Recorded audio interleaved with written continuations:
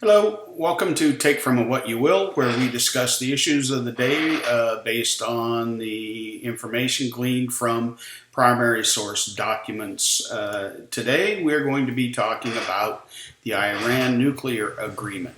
In this, we will review that agreement as has been presented to Congress on a page-by-page basis. I will skip over areas that I think are not of huge importance.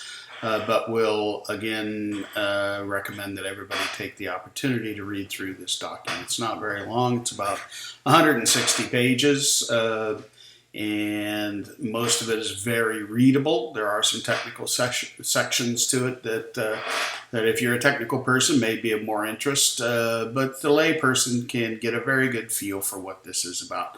There is a need to skip around the document quite a bit, which I'll do a little bit of that, and it may take us quite a while to go through this, so bear with me. But anyway, let's just dive right into this agreement. Again, I will be discussing the agreement as has been presented to Congress for review and approval. This will not involve any side deals that have been made between the IAEA and Iran. This is only the document itself, again, primary source document. This is then the Joint Comprehensive Plan of Action signed in Vienna on the 14th of July 2015 by all the parties. Preface starts out by naming the parties involved. E3/EU+3. This is China, France, Germany, Russian Federation, United Kingdom, and the U.S., with the High Representative of the European Union for Foreign Affairs and Security Policy, and the Islamic Republic of Iran. Welcome this historic Joint Comprehensive Plan of Action, which will ensure that Iran's nuclear program will be exclusively peaceful and mark a fundamental shift in their approach to this issue. They anticipate that the full implementation of this JCPOA will positively contribute to regional and international peace and security. Iran reaffirms that under no circumstances will Iran ever seek, develop, or acquire any nuclear weapons. Very important. That's the purpose of this. Now, this goes on and discusses it more, but remember, those are the parties involved, and that's the intention. That's in the preface. In the preamble and the general provisions, we talk a little bit more about what are some of the more specific intentions. And in this, you see that item number one, all the parties involved have decided upon this long-term, step-by-step approach. That's excellent. It will exclusively ensure peaceful nature of Iran's nuclear programs, and Iran reaffirms under no circumstance, again, will Iran ever seek, develop, or acquire nuclear weapons. And the intention of this is for Iran to be able to enjoy a civil, peaceful nuclear energy development program, and to assure the world at large that they're never going to try to develop, acquire, seek, develop, or acquire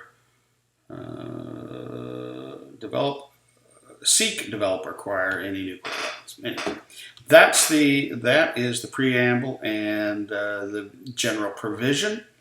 It talks about cooperation, where the technical details are going to be found, and so on. It says the groups will meet at the ministerial level every 2 years or earlier if needed. So it outlines some ongoing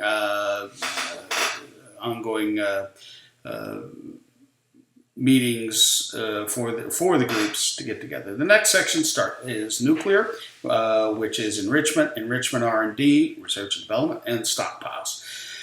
Iran's long-term plan includes certain agreed limitations on all uranium enrichment-related activities, included certain limitations on research and development for the first 8 years, followed by a gradual evolution at a reasonable pace to the next stage. Iran will abide by its voluntary commitments, etc. So this is kind of stepping out and spelling out what they're going to be allowed to do and not allowed to do, what their limitations are going to be in the nuclear area. Number 2 says Iran will begin phasing out its IR-1 centrifuges in 10 years. The centrifuges are the big ticket item for concentrating radioactive material to make either nuclear fuel or weapons grade material. Depends on how pure you make it. And the centrifuge purifies these isotopes. We'll get into a little more on that later. It will be allowed to continue to conduct enrichment, research, and development in a manner that does not accumulate enriched uranium. Iran's enrichment R&D with uranium for 10 years will only include certain centrifuges as laid out in the annexes, and these centrifuges as we go on, this will indicate that there's a limitation to the amount of purification and the purified material, the uranium that they can keep on hand. Iran will be phasing out certain centrifuges, the ones that are more capable of enriching more highly enriched uranium. Based on its long-term plan for 15 years, Iran will carry out its uranium enrichment-related activities, including safeguarded in the Natanz enrichment facility, keeping uranium enrichment at up to 3.67%, and refrain from any enrichment from keeping any nuclear material. Okay, so 3.67%, that's the big thing. Now, they're going to be allowed to keep 1,000 44 IR-1 centrifuges in 6 cascades in one wing at forward out. 2 will spin without uranium and will be transitioned for stable isotope production. The other 4 cascades with all associated infrastructure will remain idle. Everything else is going to be removed and stored under IAEA auspices. During the 15-year period, and as Iran gradually moves to meet international qualifications, they're allowed to only keep up to under 300 kilograms of 3.67% enriched uranium hexafluoride, or the equivalent. Iraq heavy water reprocessing. Iran will design and rebuild a modernized heavy water research reactor in Iraq based on agreed conceptual design, using fuel enriched up to 3.67% in the form of an international partnership that will certify the final design. The reactor will support peaceful nuclear research and radioisotope production for medical and industrial purposes. The redesigned and rebuilt Iraq reactor will not produce weapons-grade plutonium except for the first core load. All of the activities for redesigning of the fuel assemblies will be carried out in Iran. All spent fuel from Iraq will be shipped out of Iran for the lifetime of the reactor. And of course, it goes through the people in the process. This international partnership will include participating EU parties, Iran, and others such as may be mutually determined. Iran will take the leadership role as the owner and project manager, and Iran will, before implementation day, conclude an official document which would define the responsibilities assumed by the E3 EU plus 3 participants. This hits on a couple of things we're going to see in this document where they talk about different days. There is finalization day, adoption day, implementation day, transition day, and then termination day, I believe, are most of the days. And we'll discuss those in a minute, but essentially, finalization day was the day the document was signed in Vienna. Adoption day is the day 90 days after the UN approves. The UN actually approved in July. I believe it was the 19th of July, 5 days after the thing was signed in Vienna. So that would start the clock ticking. 90 days later is adoption day. Implementation day is after adoption day. That is, once it's adopted, the IAEA will go in and certify that Iran has fulfilled its responsibilities as far as idling these centrifuges, getting ready to take on all their responsibilities, moving forward with an only peaceful program for developing nuclear power, etc. So anyway, those are the days. We'll go over those again. This transparency, confidence building measures consistent with respective roles of the president and parliament. They're going to agree to all these protocols for clarifying past and present outstanding issues, etc. So Iran is going to clean the plate. They're going to clean up all these issues that have been pending, concerns about Iran and their nuclear program. Iran, again, it says in Section 16 on this, it says Iran will not engage in activities, including at the R&D level, that could contribute to the development of a nuclear explosive device, including uranium or plutonium metallurgy activities as specified in Annex 1. We'll get down to the annexes later. Sanctions. The sanction sections here, I'm just going to run through this really briefly. Essentially what this says is, and I believe it's on implementation day, which is this date that after adoption day, that the IAEA determines that they have essentially fulfilled, Iran has fulfilled their part of the bargain as far as idling and mothballing centrifuges, taking care of the ARAK, heavy water processing circuit, etc. That once that's done, implementation day takes place. IAEA has certified it. All these sanctions will be lifted, and the sanctions are actually lifted in 2 phases. Almost all the sanctions are lifted upon implementation day, which would take place, I'm assuming, relatively quickly after adoption day. They don't really state what that time frame would be, but it has to be IAEA certified. Then there's transition day, which is 8 years after adoption day, or if the IAEA certifies that Iran has fulfilled certain qualifications, which have to do with they've been good guys for a long time, and they've shown that they're not trying to avoid monitoring. They're not trying to avoid any inspections, etc., that are laid out here that we'll go over in a little bit.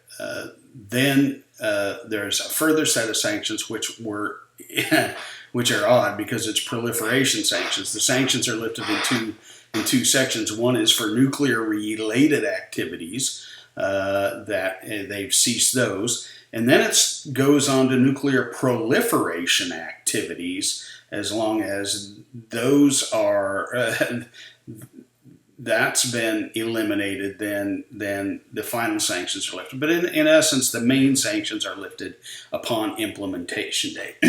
And this section on sanctions just lists all the sanctions from the EU, all the sanctions from the UN, all the sanctions from the United States that are going to be lifted. And there's a big list of them. Again, I encourage you to go in, find this, go online, just go online and type in Iran nuclear agreement text, and you're going to find this. I found it in 3 or 4 different locations. The ones I'm looking at now one came from Vox.com, and one came from the WashingtonPost.com. I've read through them. They have identical verbiage in them. So, and it talks about one of the things about in the important part of this section, the sanction section to get out of this is it talks about if any of the parties reintroduce or reimpose sanctions that have been terminated, Iran will deem this to be abrogation of the deal, and immediately all bets are off, the deal's off, and they can go back to doing whatever the heck they want, and they're going to kick everybody out, blah, blah, blah. So it says that in several sections. If, we've heard talk, we can reimpose the sanctions. Well, yeah, you can. Deal's off. Reimpose the sanctions, deal's off on all parties. So, you can do. Implementation plan is the next section. Iran will implement their JCPOA commitments according to the sequence specified in Annex 5. We're going to get to that. This is the milestones they call it. And here we're going to go over this finalization day. Number 1, finalization day is the date on which the negotiations are concluded, to be followed promptly by submission of the resolution to the UN Security Council. Already taken place. July 14th was finalization day. Submitted to the UN. UN approved it, I believe, on the 19th of July was the date. So the next date is adoption date. Adoption date is the date 90 days after the endorsement of this JCPOA by the UN Security Council. That was on July 19th. Started clock ticking 90 days after. That's when adoption day starts, or such earlier date as may be determined by mutual consent of the JCPOA participants, at which time this JCPOA and the commitments in this JCPOA come into effect. Not likely that's going to happen before the 90-day period, but if we did, then fine. Beginning on that date, JCPOA participants will make necessary arrangements and preparations for the implementation of their commitments. Implementation Day. Implementation Day is the date on which, simultaneous with the IAEA report verifying implementation by Iran of the nuclear-related measures described in these annexes, the EU and the United States takes the actions described in sections 16 and 17, that's lifting of the sanctions, respectively, and in accordance with the UN Security Council resolution, the actions described in section 18 of Annex 5 occur at UN level. All those sections, 16, 17 of Annex 5, 18 of Annex 5, talk about lifting the sanctions. And as I said, lifting the sanctions is essentially, that's all the sanctions that there are. Again, there are some that come later on transition day, the next day. Transition day is the date 8 years after adoption day, or the date on which the Director General of the IAEA submits a report stating that the IAEA has reached the broader conclusion that all nuclear material in Iran remains in peaceful activities, whichever is earlier. So, 8 years after adoption date, or when the IAEA determines that all nuclear material in Iran remains in peaceful activities, that is the date that transition day takes place. On that date, the EU and the US will take the actions described in sections 20 and 21 of Annex 5, respectively, and Iran will seek, consistent with the constitutional rules of President and Parliament, ratification of the additional protocol. That's a lifting of the final sanctions. There weren't a lot more in there, but it does allow for some other sanctions on arms, are the big one.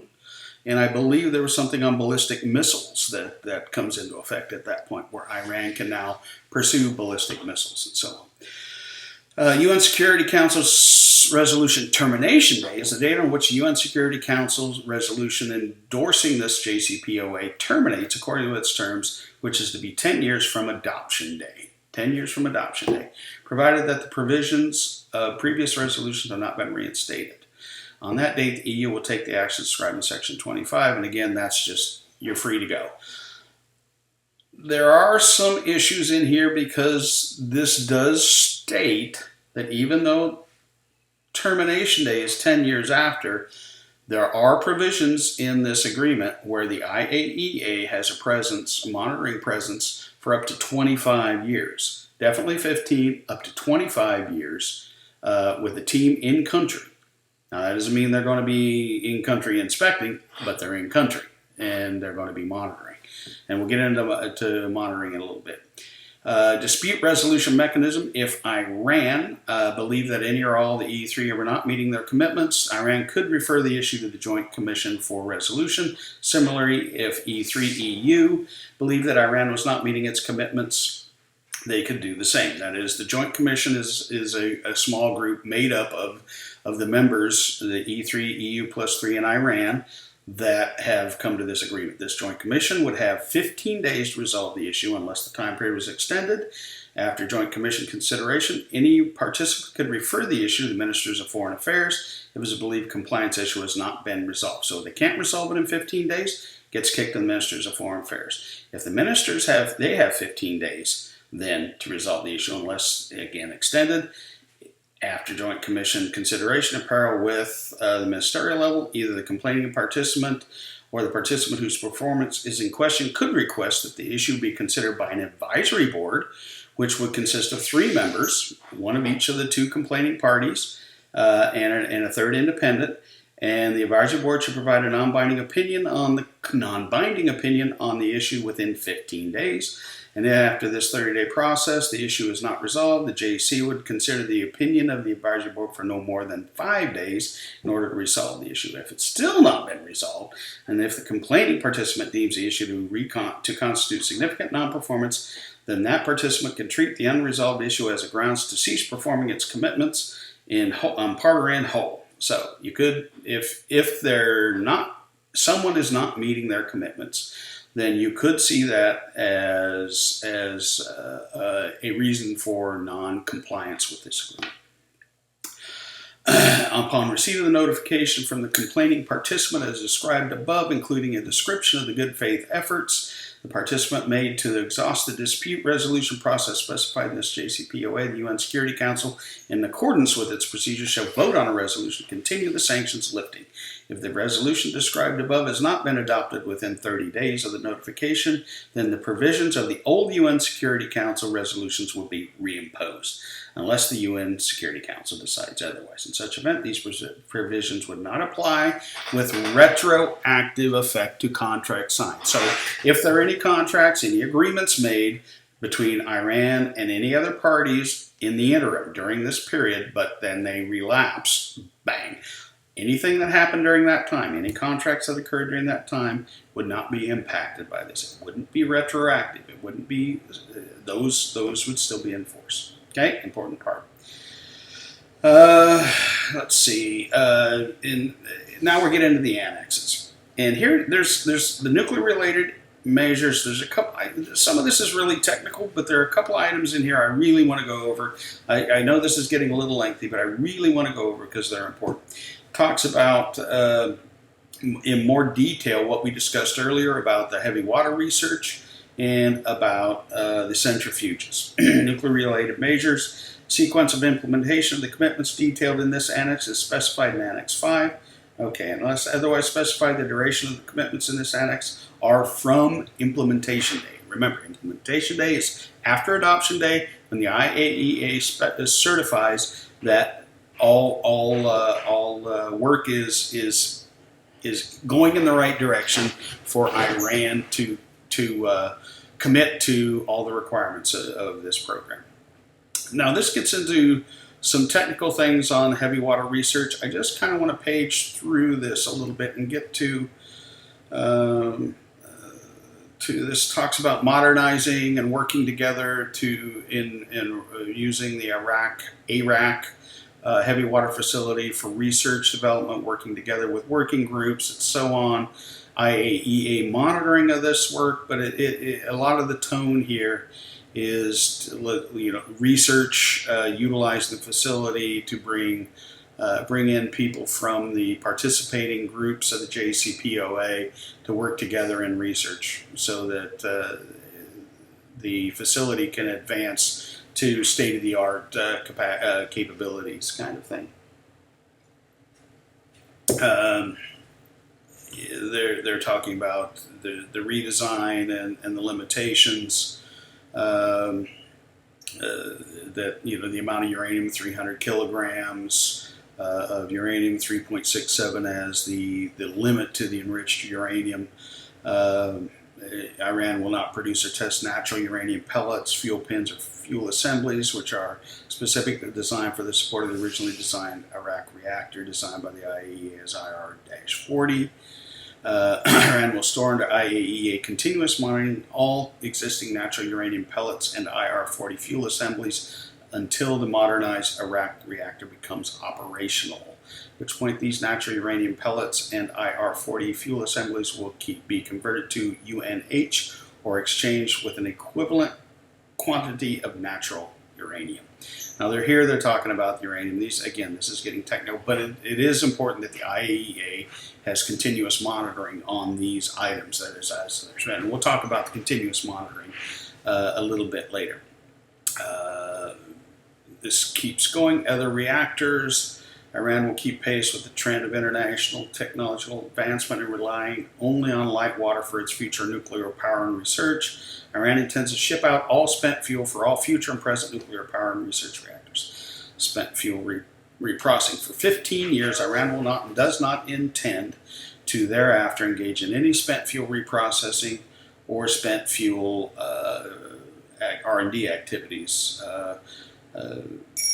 Spent fuel includes all types of irradiated fuels. For 15 years, Iran does not intend to reprocess spent fuel except for irradiated enriched uranium targets for production of radioisotopes for medical and peaceful industrial use. For 15 years, Iran does not intend thereafter to develop or acquire or build facilities capable of separation of plutonium, uranium, or neptunium from spent fuel or from fertile targets other than production of radioisotopes for medical.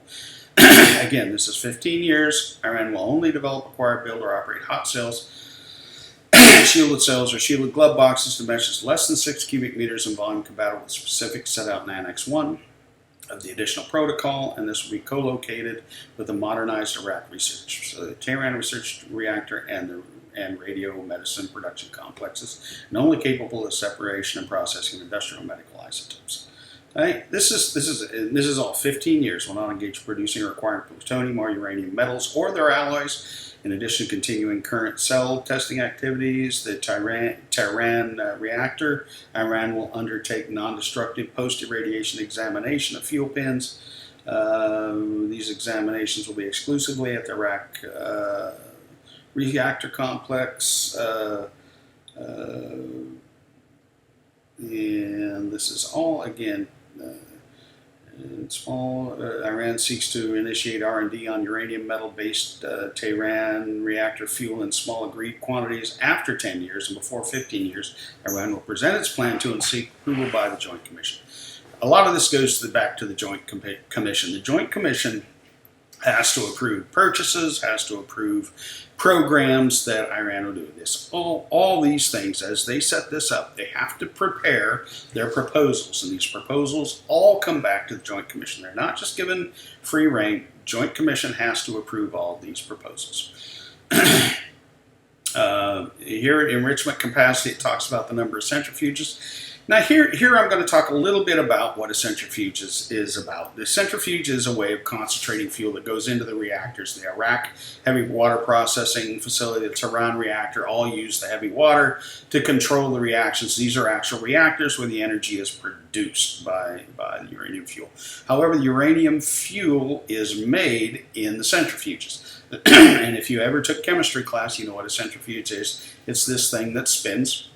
And depending on the density of the material, it either sinks down or it stays up on top. So you got muddy water, you spin it around in the centrifuge, the dirt goes to the bottom, water stays on top. That same principle. And here it talks about the monitoring of these centrifuges, and it tells the number. There's like 5,000 of them or so, or more. There's actually a lot more than 5,000 of these that they have. But they run these things in what are called cascades. The centrifuge used in chem class was what we would call a batch process. You put in your test tubes with the test tubes with the material you want to separate. You spin it, you turn it off, you pull them out. That's a batch. Here they run continuous, and they run in what's called a cascade. So it goes from one, where it enriches some, goes to the next, enriches a little more, takes that enriches it more, and goes downstream. And this is using gas.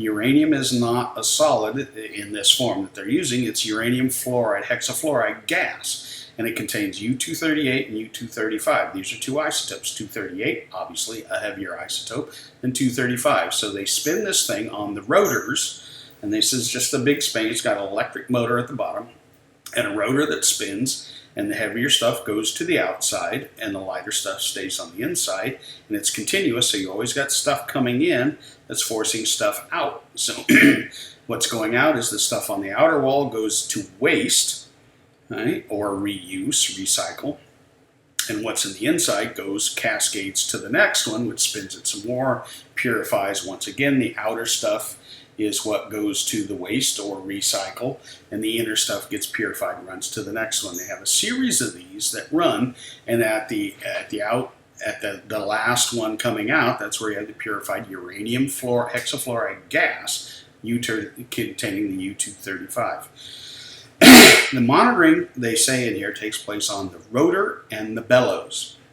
The rotor is nothing more than that thing that spins. That's the housing, or not the housing, that's the spinning part. That rotor will have a sensor on it that continuously monitors the level of uranium-235, I would assume, in the middle, or U-238, and also on the bellows. The bellows is on the outer portion. The bellows is just a little, they call it a bellows, but it's a little interruption in the wall. It's like a little piece of fabric or rubber or something that goes in there and makes a slight little interruption. Kind of churns things around so that the 235 doesn't get carried along with the 238. It kind of just makes a little impediment to, I guess you'd call it almost a laminar-like flow. So that things mix up a little bit and you get these things separating. They find that you get better enrichment if you use bellows in these things, and there are all technical arguments on the size of the bellows, the frequency of the bellows, etc. But that's all they are, is a little thing that sticks in. So it's like on the outside and on the inside, there's going to be monitors on these. These are continuous monitors. There's probes. Sensors that will be monitoring the level of uranium and the concentrations that are going from the cascades. And these are going to be monitored by the IAEA. All right, that's the basis of all this. The centrifuges, this talks about what centrifuges will be allowed for how long. There's 10 years of centrifuge research that can be done, and there's a limited number of machines that can cascade, etc. That's all in here. I want to scroll down, though, to some of the more important plants. This talks about section H of this talks about the Fordow Fuel Enrichment Plant. Fordow Fuel Enrichment Plant will be converted into Nuclear Physics Technology Center. International collaboration will occur in agreed areas of research. The Joint Commission will be informed in advance of the specific projects that will be undertaken at Fordow. So, Fordow will be turned into, which was, we assumed was being used for weapons grade, is now being turned into research and development. And there's a limitation for 15 years. They'll obtain no more than a certain number. So there's 1,044 machine, our IR-1 centrifuge machines at one wing. Etc. This is all the concentrating. Other aspects of enrichment, Iran will abide by its voluntary commitments as expressed in its own long-term enrichment and R&D plan to be submitted as part of the initial declaration described in the additional code file. The IAEA will confirm on an annual basis for the duration of the plan that the nature and scope and scale of Iran's enrichment and R&D activities are in line with this plan. Annually, the IAEA gets the opportunity to review and see that everything is going in accordance. The next J talks about uranium stocks and fuels. This again goes into for 15 years. They're only going to keep no more than 300 kilograms of up to 3.67% enriched uranium hexafluoride in stock, so they can't have largest amount. It also states that anything they have now that's currently any current uranium oxide enriched to over 5% or over this 3.67%, 5 and 20% will be fabricated into fuel plates for the Tehran reactor or transferred based on a commercial transaction outside of Iran, or diluted to an enrichment level of 3.67% less. Anything they have that they've concentrated higher than this 3.67% will be diluted, either gotten rid of, or will be diluted down to this 3.67% or less. Let's see. This just goes into more detail. Centrifuge manufacturing. This is again it goes into a lot of technical stuff. There's talks about additional protocol and past and present issues that concern this. Deals with essentially issues that have been brought up in the past, generally through the UN and their roadmap for clarification. This is they're going to follow it. Is they've seen the light. They're not going to do this stuff anymore. Modern technologies and long-term present of IAEA for the purpose of increasing the efficiency of monitoring of this JCPOA for 15 years or longer for the specified verification measures. Iran will permit the IAEA the use of online enrichment measurement electronic seals which communicate their status within nuclear sites to IAEA inspectors, as well as other IAEA approved and certified modern technologies in line with internationally accepted IAEA practice. Iran will first facilitate automated collection of IAEA measurements recordings registered by installed measurement devices and sending to IAEA working space and individual nuclear sites. Iran will make necessary arrangements to allow for a long-term IAEA presence, including issuing long-term visas, as well as providing proper working space at nuclear sites with best efforts at locations near nuclear sites in Iran for the designated inspectors for working and keeping necessary equipment.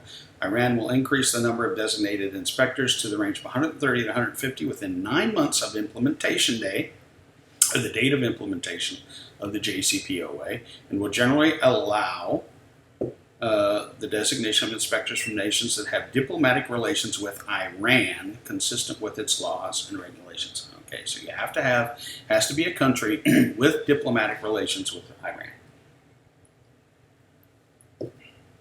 All right, transparency related to uranium ore concentrate. Iran will permit the IAEA to monitor through agreed measures that will include containment and surveillance measures for 25 years of all uranium ore concentrated produced in Iran or obtained from any other source is transferred to the uranium conversion facility in Isfahan or any other future uranium conversion facility which Iran might decide to build in this period.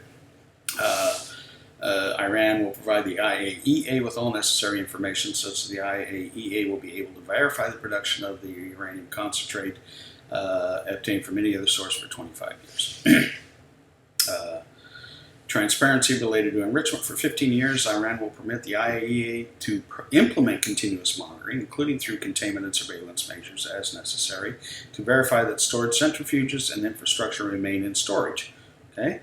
They will permit the IAEA regular access, including daily access as requested by the IAEA to relevant buildings at Natanz, including all parts of the FEP and PFEP.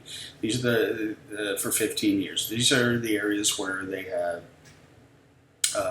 the stored centrifuges that they will be mothballing. For 15 years, the Natanz enrichment site will be the sole location of all of Iran's uranium enrichment-related activities, including safeguard R&D.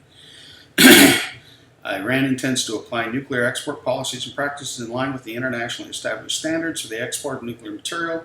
For 15 years, Iran will only engage, including through export or any enrichment or enrichment-related equipment with any other country or with any foreign entity, including research, following approval by the Joint Commission. Access. Requests for access pursuant to provisions of this JCPOA will be made in good faith with due observance of the sovereign rights of Iran and kept to the minimum necessary to effectively implement the verification responsibilities. In line with the normal international safeguards practices, such requests will not be aimed at interfering with Iranian military or other national security activities, but will be exclusively for resolving concerns regarding fulfillment of this JCPOA and Iran's other non-proliferation safeguard obligations. The following procedures are for the purpose of JCPOA implementation between Iran and the signatories and are without prejudice to the safeguards agreement of the additional protocol and implementing this procedure as well as other transparency measures. The IAEA will be requested to take every precaution to protect commercial, technological, industrial secrets. This is request for access will be made in good faith. It just talks about you're only going to come in when you need to. You're not going to interrupt anything other than what this is being said. In furtherance of the implementation, the IAEA has concerns regarding undeclared nuclear materials or activities inconsistent with this agreement at locations that have not been declared under the agreement. The IAEA will provide Iran the basis for such concerns and request clarification. If Iran's explanations do not resolve the concerns, the agency may request access to such locations for the sole reasons to verify the absence of undeclared nuclear materials and activities inconsistent with the JCPOA at such locations. The IAEA will provide Iran the reasons in writing and will make available relevant information. Iran may propose to the IAEA alternative means of resolving concerns, enable the IAEA to verify the absence of undeclared nuclear materials and activities or activities inconsistent with the agreement at the location in question, or should be given due and prompt consideration. In the absence of undeclared nuclear materials and activities or activities inconsistent with JCPOA cannot be verified after the implementation of the alternative arrangements agreed by Iran and IAEA, or if the two sides are unable to reach satisfactory arrangements to verify the absence of undeclared nuclear materials and activities or activities inconsistent with the JCPOA at the specified locations within 14 days of the IAEA's original request for access, Iran, in consultation with the members of the JCP Joint Commission, would resolve the concerns through necessary means agreed between Iran and the IAEA. In the absence of an agreement, the members of the Joint Commission, by consensus or by a vote of 5 or more of its 8 members, would advise on the necessary means to resolve the IAEA's concerns. A process of consultation with and any action by the members of the Joint Commission would not exceed 7 days, and Iran would implement the necessary means within 3 additional days. A couple important things. You've got 14 days, then you've got 7 days, and then you've got 3 days, 3 additional days, that's 24 days. The other thing I think that's important to get out of this is this portion where it says let's see, consultation. Iran, in consultation with the members of the Joint Commission, would resolve the IAEA's concerns through necessary means agreed between Iran and the IAEA. So that is between Iran and the IAEA, not the signatories of JCPOA. In consultation with the Joint Commission, but would be resolved through agreement between Iran and the IAEA. Okay, so that outlines some of the days and how the resolution. Centrifuge component manufacturing transparency. Okay, this just talks about inventories, the tubes, bellows, and all these different things. Other uranium isotope separation activities for 10 years. Uranium isotope separation and development production activities will be exclusively based on gaseous centrifuge technology. That's what we're talking about. Here, Section T is the one I wanted to get to. Activities which could contribute to the design and development of a nuclear explosive device. Iran will not engage in any of the following activities which could contribute to the development of a nuclear explosive device. Designing, developing, acquiring, or using computer models to simulate nuclear explosive devices. Designing, developing, fabricating, acquiring. Using multi-point explosive detonation systems suitable for nuclear explosive devices, unless approved by the Joint Commission for non-nuclear purposes. Designing, developing, blah, blah, blah. Explosive diagnostic systems for the development of a nuclear device. Designing, developing explosive-driven neutron sources or specialized materials for explosively driven neutron devices. Okay?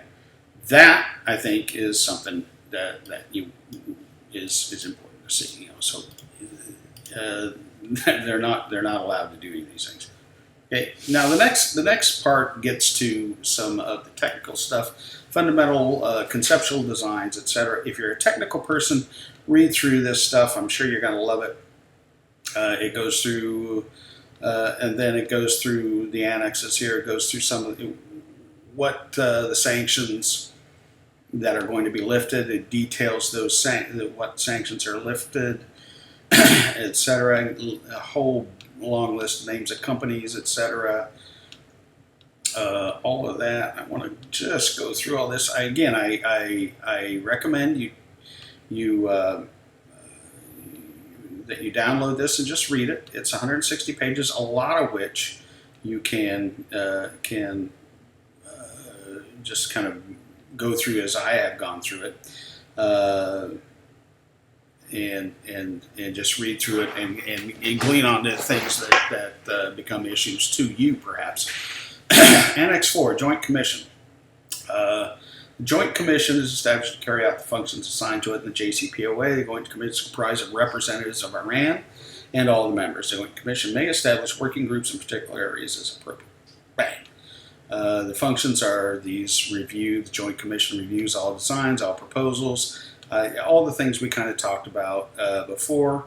It goes through procedurals on their meetings. They're going to meet on a quarterly basis or more often as need be. They can call, special meetings, procurement working group. With the purpose of establishing procurement channel, Joint Commission will accept as otherwise provided by the UN Security Council. Review and decide on proposals by states seeking to engage in activities with Iran that have now are no longer being sanctioned, etc. That's what this goes through, and and then the implementation plan is fine. We've already gone through these. This goes into what's finalization day, adoption day, implementation day, etc., and says what's going to happen. That all happens pretty quickly, and then the termination day. etc. So we've gone through all that. That's essentially the document. I know it's taken a long time, about 45 minutes. I encourage you, again, download this document, read through it, as I have several times. You get something new each time. If you have concerns, contact your congressman, as I have, and lay out what those issues are that you think might be of concern. And if you have an opinion on it, express your opinion. I'm trying to be objective on this. I am not trying to make any kind of representation one way or the other on approval or disapproval of this. I just want people to be able to see this without all the clutter you get and opinions you get through most media channels these days. We will have more of these in the future. I will cover other issues. Again, this has been our review of the Iran nuclear agreement as presented to Congress for approval and as approved by the members of the JCPOA group and the United Nations. It does not include any other side deals as had been talked about with Iran and the IAEA. But as you can see from the document, there are a few areas where the IAEA and Iran do have to come to agreements on how to handle certain issues, and that is part of the document. Anyway, that's all from me for today, and take from it what you will.